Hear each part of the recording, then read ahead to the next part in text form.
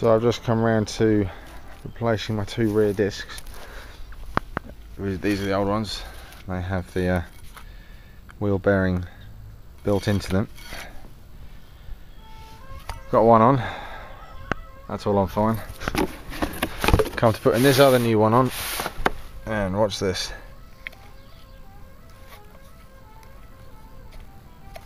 That is what you call one screwed up bearing, and this is a brand new one.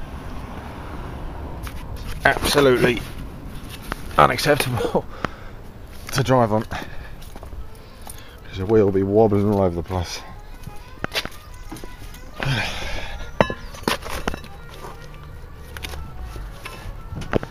I'll get this one on now.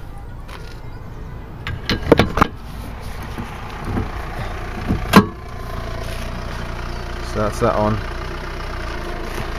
I know the hub nut isn't on, but look at this.